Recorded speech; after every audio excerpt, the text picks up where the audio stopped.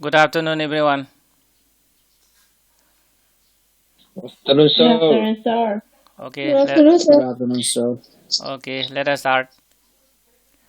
Today we shall learn a new chapter. Now I shall share my screen.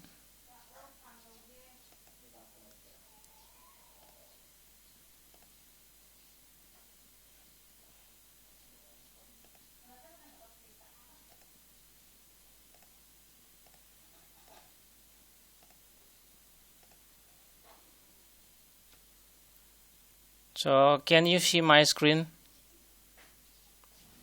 Yes, sir. We can sir. Okay, just see the photograph carefully and tell me what could be the topic for today. What would be the chapter for today?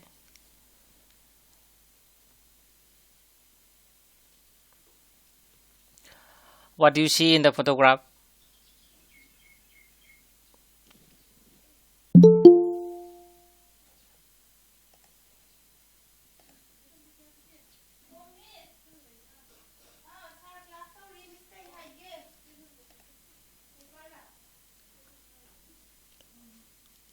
Okay, yes.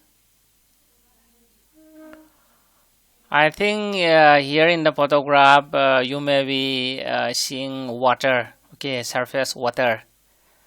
And today we shall discuss about water resources in India, Chapter 6 of our NCERT textbook, India, People and Economy.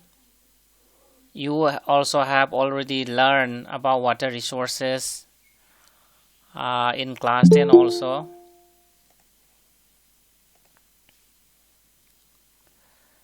Okay, now let us start. So here we have Chapter 6, Water Resources.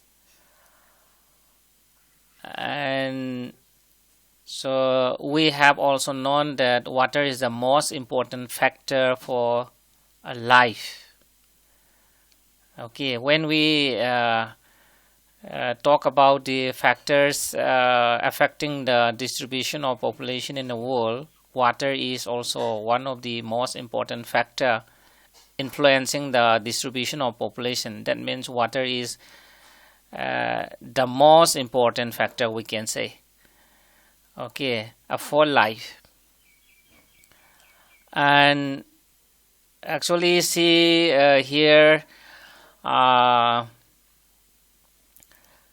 we know that society has been witnessing a change. So there is a change in the population also. We have demographic transition from one stage to another stage. Okay, then we have technological advancement.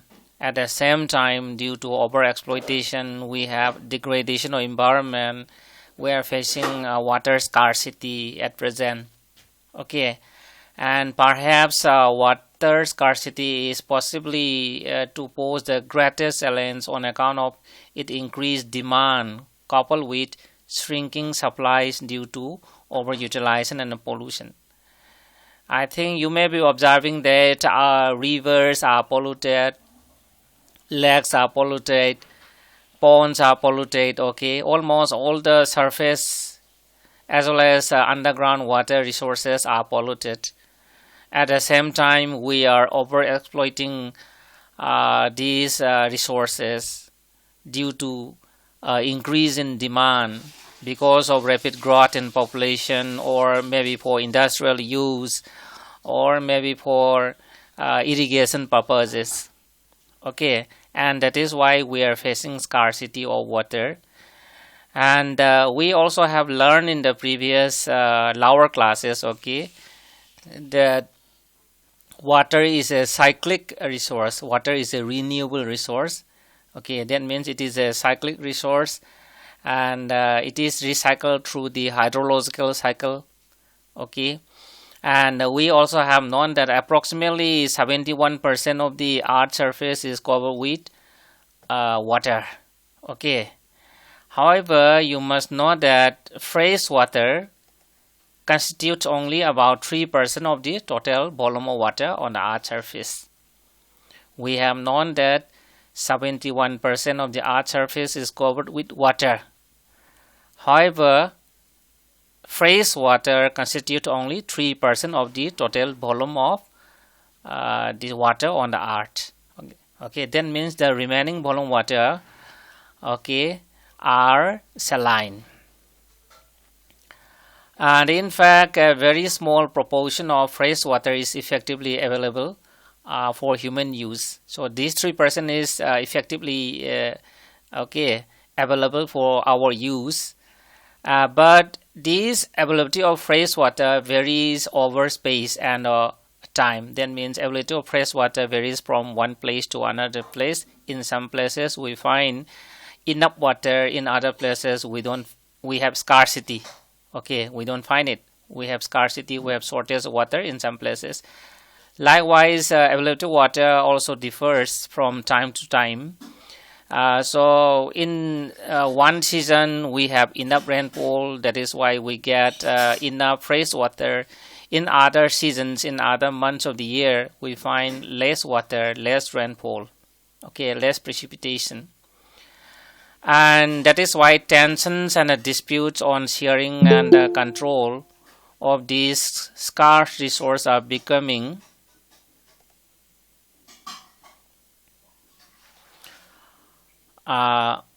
contested issues among the communities, regions, and states.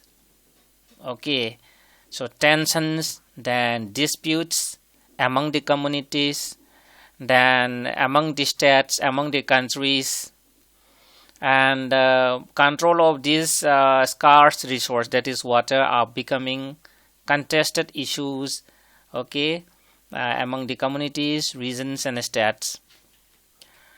And that is why the assessment and efficient use and conservation of water therefore become necessary to ensure development. That means that is why we need to study water resources. So many problems are arising, okay, at present. Water is polluted, then we have issues of the disputes among the communities and among the states and among the countries, and that is why we need to assess the water resources. Then we need efficient use and conservation of water, and that is why the study of water resources is very, very important. Okay, so in this chapter we shall discuss about geographical distribution of water, then sectoral utilization of water, methods of conservation and management of water. But for today, we shall learn about the surface and the groundwater resources in India. Okay, see here, water resources of India. And here in this paragraph, you will find, facts and figures about water resources in India. So, India accounts for about 2.45% of the world surface area. 4% of the world's water resources and about 16% of the world population. So you have learned in class 9 also, okay, the total geographical area of India is 3.28 million square kilometer, sharing only about 2.45% of the world's land area. However, India shares 4% of the world's water resources and about 16% of the world population. Okay, then the total water available from precipitation in the country in a year is about 4,000 cubic kilometer. Total water available from precipitation. So here we have different types of precipitation. You may be knowing, okay, we have rainfall, we have snowfall. In addition to this, we have this sleet and hails also there, but we mainly concentrate on two important types of precipitation, that is rainfall and the snowfall, okay. And so total water available in our country from precipitation is only about 4,000 cubic kilometer. The availability of surface water and replenishable groundwater is 1169 cubic kilometer. Okay, and out of this only 60% can be put to beneficial use. We have known that surface water resources and replenishable groundwater resources together accounts only 1169 cubic kilometers. And out of these 1169 cubic kilometers, only 60% can be put to beneficial use due to some hydrological and geographical factors.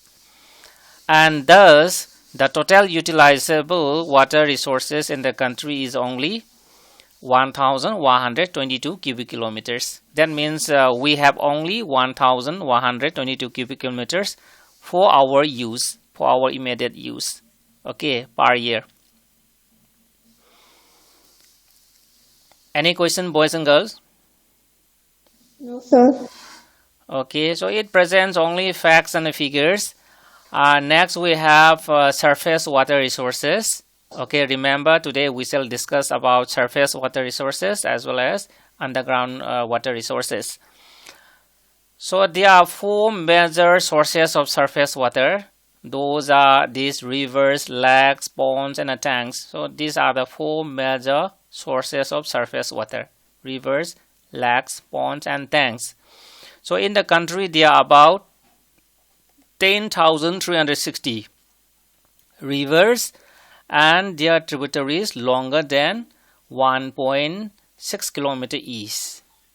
Okay, so in India we have about 10,360 rivers with their tributaries longer than 1.6 kilometer each. The mean annual flow in all the river basins in India is estimated to be 1169 cubic kilometer. Mean annual flow in all the rivers in India is 1169 cubic kilometer.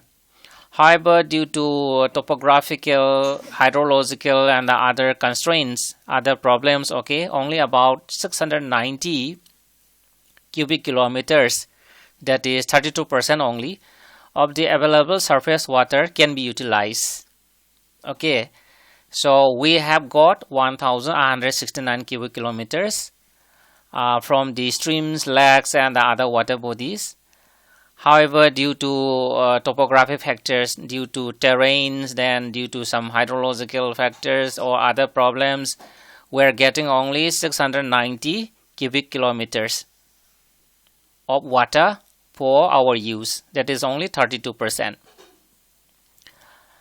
And the water flow in a river depends on the size of its catchment area or river basin and the rainfall within its catchment area. About this we have learned in class 11 also. The volume water flowing in a river depends on the size of the catchment area. Catchment area means the slope of the mountain, okay, from where the river is collecting water. So the flow of that is the volume of water flowing in a riverbed depends on the size of the catchment area and the rainfall within the catchment area. Direct relationship, okay. The greater the size of the catchment area, the higher the volume. Likewise, the greater the amount rainfall, the higher the volume of this water in the riverbed. Okay.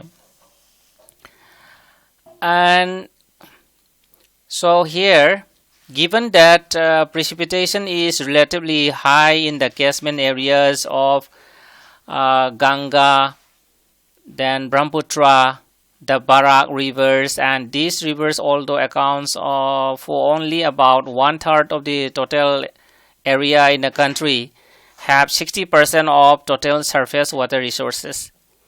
So it means that Ganga, Brahmaputra and the Barak rivers, okay, account only for about 1/3 of the total area in India. Okay, catchment area of, or the basins, okay, basin area of Ganga, Brahmaputra and the Barak rivers account only about 1/3 of the total area of the country. But these three rivers share 60% of the total surface water resources. Okay, Ganga, Brahmaputra and Barak share about 60% of the surface water resources. Okay, and much of the annual water flow in South Indian rivers like Godavari, Krishna, Kaveri has been harnessed. Actually, most of the South Indian rivers have been harnessed. Okay, have been harnessed means utilized properly by constructing dams and then canals like that. But it is yet to be done in the Brahmaputra and Ganga basins. But for Brahmaputra and Ganga rivers, the harnessing work is not properly taken up. That is the point mentioned here. So about the surface water resources, here we have a map. Okay, in our book, just see here. This map shows distribution of river basins in India. Okay, let's see here. And when you examine this map carefully, you will find that Ganga river basin, okay, Ganga river basin is the biggest river basin in India. I think you may be seeing here. This is Ganga basin. Just see, I will enlarge it.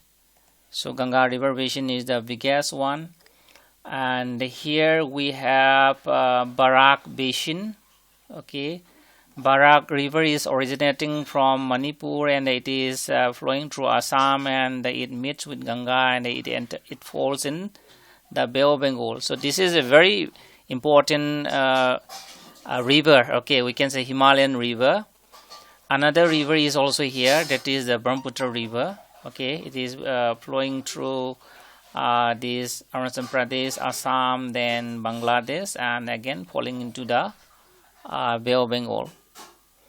Okay, so here we have Indus Basin, and we have other smaller but important basins also. Here we have Sabarmati Basin, we have Mahi River Basin.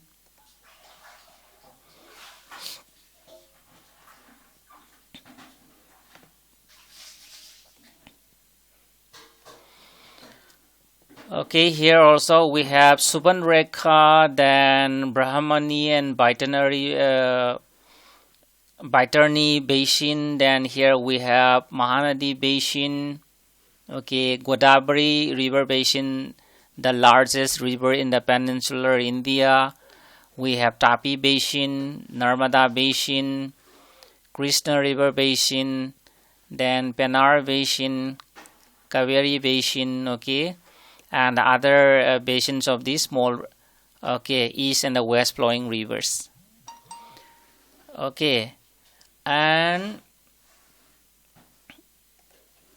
we have actually this table. Actually, in the new edition book, you will not find this table number 6.1. So it has been taken out from the old edition books. Okay, so this table number 6.1 shows basin-wise groundwater potential and utilization in India. So after reading the text, we shall discuss about it. Okay. So here, next important water resource, okay, is a groundwater resource. And groundwater, you know, water found in the subsurface. Okay, water found in the subsurface.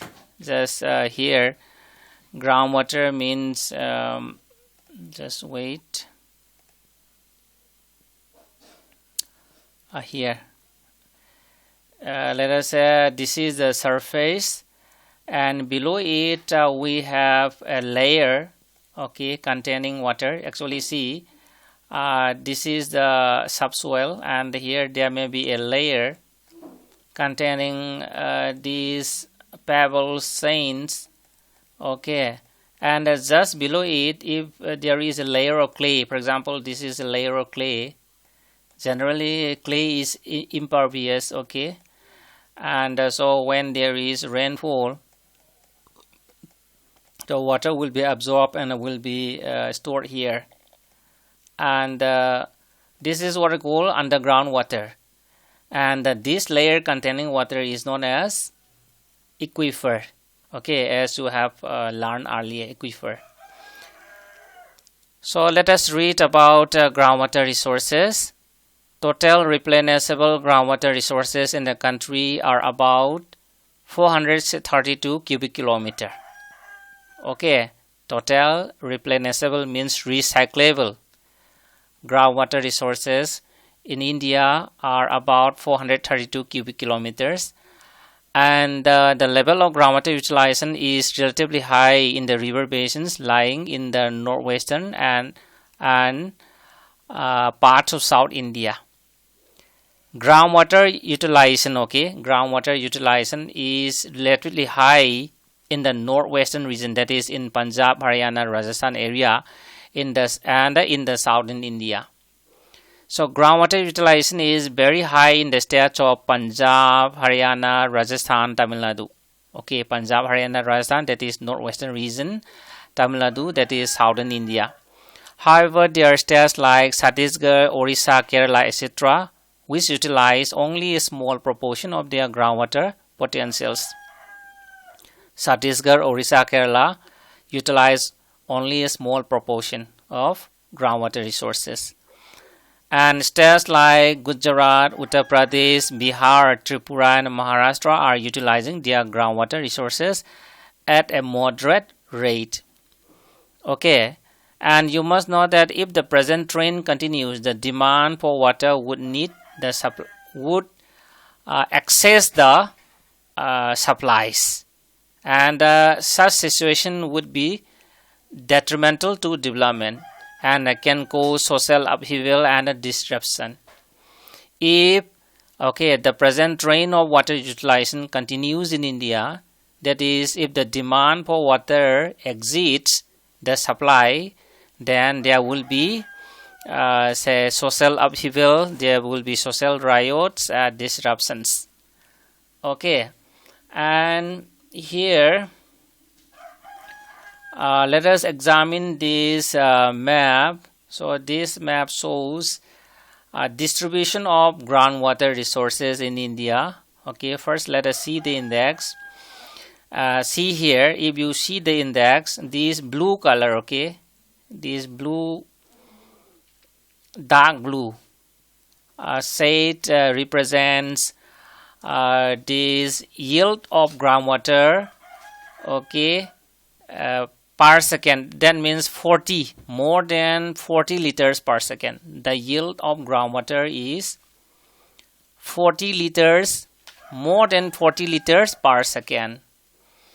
And the next one, light blue or the sky blue color, represents 25 to 40 liters per second, and so on. Okay, and see the last one, we have less than 10 liters per second. So this is for unconsolidated formation. This the layer which have loose substances, composed of loose substances. Okay, and this one is for the consolidated formation, geological formation. That geological formation means a layer formed in a particular geologic time. So this one is compact and this one is loose. Okay, just have a glance of this map. So I will reduce the size. Just have a glance, and if you look at this map carefully, then here the northern India, okay, the Ganga basin here. Okay, this Ganga basin has a very good water potential. Likewise here in the upper Assam also. Okay, just I will magnify it. Here in the upper Assam also, and then in some regions in this South India, Tamil Nadu. And next we have this the yield between 25 to 40 liters per second. Here we have Lower Brahmaputra Basin, we have Valley of Manipur, okay, and some patches. Let's have a look. And this light one, the yellowish color represents only 1 to 5 liters per second here. Maximum area here, okay, the plateau area has a very low potential, okay, yield of groundwater resources in India. And next we have this table, okay, we have this table. So this table represents basin wise groundwater potential and utilization in India, cubic kilometers per year. Okay, just examine it very carefully. So the first one here we have name of basin, okay, and here in this column represents total replenishable groundwater resources, and the last column shows level of groundwater utilization in percent. This is about level of groundwater utilization, and this is the potentiality, okay, total replenishable groundwater resources, total groundwater resources available in these river basins. So here we have some exercises based on table number 6.1. okay, so what is the first question here? So which river basin has the highest total replenishable groundwater resources? Which river basin has the highest total replenishable groundwater resources? Highest total replenishable. Yes, tell me. Ganga Basin. Yes, good. Ganga Basin 170.99. Okay, cubic kilometer per year. So Ganga Basin, very good. Then what is the next question? In which river basin is the level of groundwater utilization is the highest? In which river basin? Okay. Brahmaputra Basin. Groundwater utilization in which basin? Brahmaputra. Is it level of groundwater utilization here? This you have to read this column, okay, the last column, level of groundwater utilization. Indus. Indus. So what is the value here? 77.71. Yeah, 77.71. So Indus River Basin has the highest level of groundwater utilization. Although Ganga has the largest replenishable groundwater resources, the utilization is low, okay, and Indus Basin has the highest level of groundwater utilization, that is 77.71%. Then next question, which river basin has the lowest total replenishable groundwater resources? Lowest total replenishable groundwater resources. You have to read this column, okay? Total replenishable groundwater resources, lowest.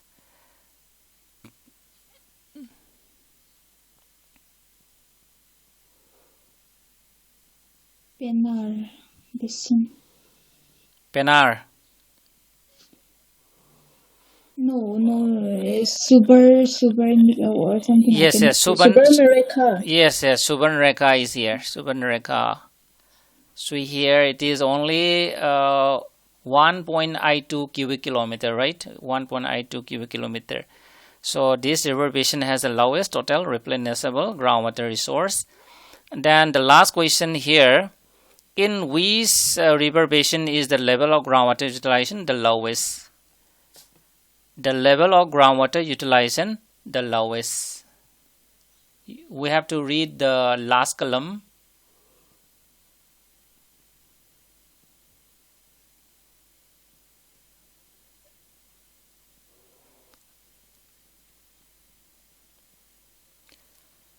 Which one? I think this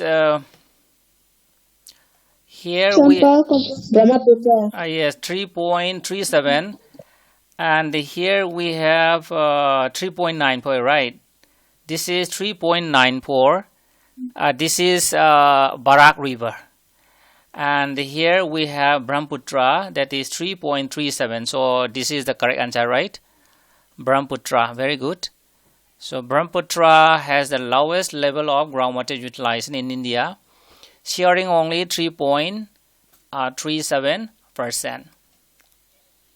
Okay. Similarly, I think most of the South Indian rivers have larger proportion. So just if you read, okay, for example, Kaveri River 55.33. Okay, Godavari, I think Godavari is here 19.53. Krishna River 30.39.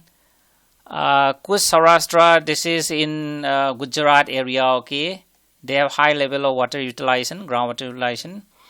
Then Chennai and South Tamil Nadu 57.67. Likewise, we have Narmada 21.74. We have Tapi River south of Narmada 33.05. Western Ghat 22.88. That means a moderate to high. Okay, the level of groundwater utilization is moderate to high. So this is about groundwater resources. And next we have backwaters and lagoons. So India has a vast coastline, and the coast is very indented in some states. Due to this, a number of lagoons and lakes have formed. Okay. The states like Kerala, Orissa, then West Bengal have vast surface water resources in these lagoons and lakes. Although water is generally brackish in these water bodies, it is used for fishing and irrigating certain varieties of paddy crops and coconut, etc. Actually, the surface water in the lagoons and the coastal lakes, okay, is brackish. Brackish means it contains salt. However, the salinity is less than 35 per thousand. Although the water is brackish, but can be used for fishing and irrigating certain varieties of paddy and coconut, etc. Okay, lagoon, I think we have discussed about lagoon. As mentioned in the book, in the coastal area, some of the coastal areas are indented like this. This is called indented coast. Okay, very irregular. For example, this side is land surface, and this side we have seas, ocean. Okay, so this is what we call indented coast. And sometimes here in this area, okay, so here this is the indented coast. And a sandbar, a sandbar may be developed here due to the action of the waves. So when the waves, sea wave strikes here, then the land will be eroded. The land here will be eroded and will be carried downwards and may be deposited somewhere here. Okay, and so it will develop a sandbar here, and this sandbar may enclose this area. And this enclosed feature is known as lagoon. Okay, this enclosed feature is known as lagoon. Just see here, this is the coastal area. Okay, and this is the sea level. So when the wave strikes the coastal area here, then the land would be eroded, and the eroded material will be carried downward and may be deposited here. And this will grow in size and will rise above the sea level. So in this way, a sandbar may be developed here, just here. A sandbar may develop here, and it may enclose also, and this is what we call lagoon, thus forming a lake. And here on the left side, I think you may be seeing photograph showing lagoon. So this section, okay, I think you may be seeing, this is an example of lagoon. So this here, this is a photograph showing a lagoon. And here we have a map. Okay, here we have a map showing lagoons in India. See, this map shows location of lagoons. Okay, lagoons, a very important water resource. Here the dot, see, these big dots represents a lagoon. Okay, I think you may be seeing, you can spot a lot of lagoons here. Here also, this is Malbhan Lagoon, this is Talapedi Padi Lagoon. So many lagoons I think you will find here. You will find especially maximum concentration lagoon in Kerala coast here. And we have a lot of lagoons on the eastern coast also. So here Polukal Lake, then Pennar Lake, and here we have Chilika also. Chilika is also Chilika Lake, the largest lake in India, is also a lagoon. Okay, so this map represents or shows location of different lagoons in India. And the Chilika, see here, yes. So what about the one near the biosphere reserve? How is that formed? Which one? Sandbar. The one near the biosphere reserve. The one near the biosphere reserve. Biosphere. Biosphere reserve. Biosphere reserve in the Bay of Bengal. Yes, the lagoon near the biosphere reserve in the Bay of Bengal. Actually, each region they have their own uniqueness. Okay, in its geographical aspects, and in the lagoon also they have their own these unique geographical factors. So temperature may be different than the water. Actually, salt water has its also own this ecosystem. Okay, we call it salt water ecosystem, and there the species living in the salt water is totally different from the fresh water also, and that is why they have become uniqueness. Okay, and thus forming a biosphere reserve. You know, biosphere reserve actually this is a region in which many varieties of or many species of maybe animals or plants are living together, and these species have been evolved due to its uniqueness. Okay, in the region, the uniqueness may be in the form of geographical landform, or maybe due to climate, or maybe due to the hydrosphere. Okay. Sir, that is not my question. Can you break the map? Can you break it down? The map. No, not upside, downside. Downside. Okay, I will enlarge it first. Yes. The one between Sri Lanka and Andaman and Nicobar Island, lagoon. Yes. How is that formed? This one, Gulf, this one.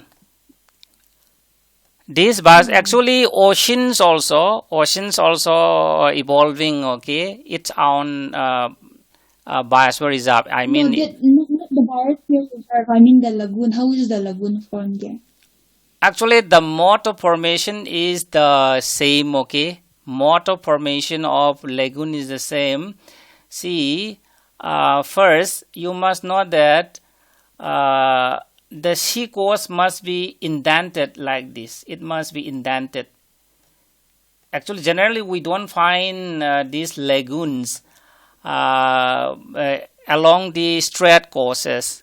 Lagoons are developed only when these coastlines are indented. You may be thinking that this coastline on this map of India is very, very straight. However, it is not so. If you look at the map, okay, that is topographical map, which is very, very detailed. Okay, if you look, read or examine that map, then you'll find that these coastal areas of India is highly indented. Okay, as you are seeing here, just I'm drawing a schematic typical coastline here. Okay, and as I told you, see here, this is the cross section. For example, this is the coastal area, and here this is the sea coast, and due to the prevailing wind, these sea waves will be striking towards the land here. So it may enter up to here, and so it may strike, the sea waves may strike here, and because of that the soil here will be eroded, the land here will be eroded, and the sediments again will be carried downward when it is moving back. When the wave is going back, at that time the sediments will be carried towards the ocean, and somewhere here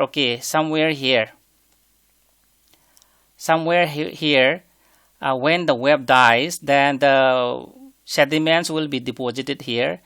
This process will continue for many years and will rise above the sea level, and this is what we call sandbar. So a sandbar may be say this is the cross section. So if you look from sky, it will be developing in this way, thus enclosing this area. So in this way lagoons are formed, and the lagoons can be formed anywhere on the earth surface. I mean along the sea coast if the coast is indented and if the action of the sea wave is great. Any other question, or are you clear?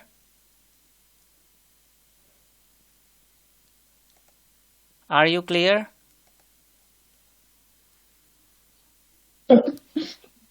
No.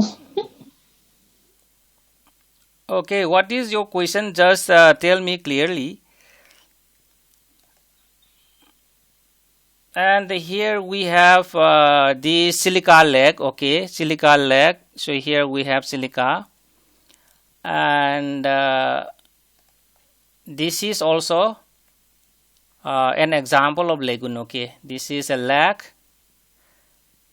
Actually, the enclosed fissure is known as lagoon, and the lake, and because of that fissure, it forms a lake.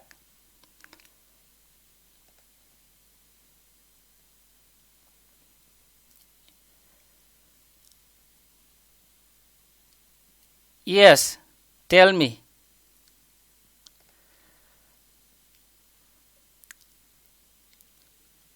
I mean that you are explaining how the lagoon was formed near the coastal area. Yes. What I mean is that the lagoon which I'm talking about is formed like in the middle of the Bay of Bengal, and I'm just confused. In the middle of Bay of Bengal, you mean see here in the Andaman? This is Andaman Nicobar Island group. No, that is not that one, sir. The one above the biosphere reserve. See this area. You mean? No, actually this is not the location of lagoon and the biosphere reserve. This is index. This is index. So here actually they should write index here. Shall I write? So here, so this is the index here, and the dot. This dot represents a lagoon, and the star represents a biosphere reserve. So you are confusing, and that is why I will write index here. So this is the index. This is not a location.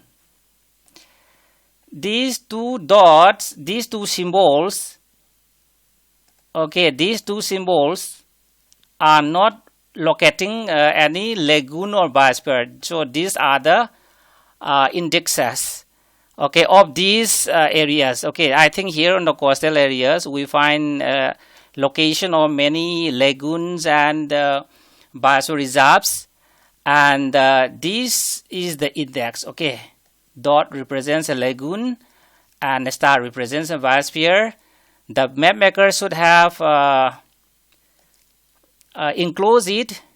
They should have met a boundary here so that this is an index. Am I right? Yes? Yes, sir. That was the question. Okay, are you Yes, clear? sir. Yes, that was my question. Oh, okay. Now it is clear. Yes, sir. Okay. Okay, then up to here for today. Thank you very much for joining our class. Okay, that was a very Thank you, sir. nice Thank you, interaction. sir. Yes, thank you all. Sure.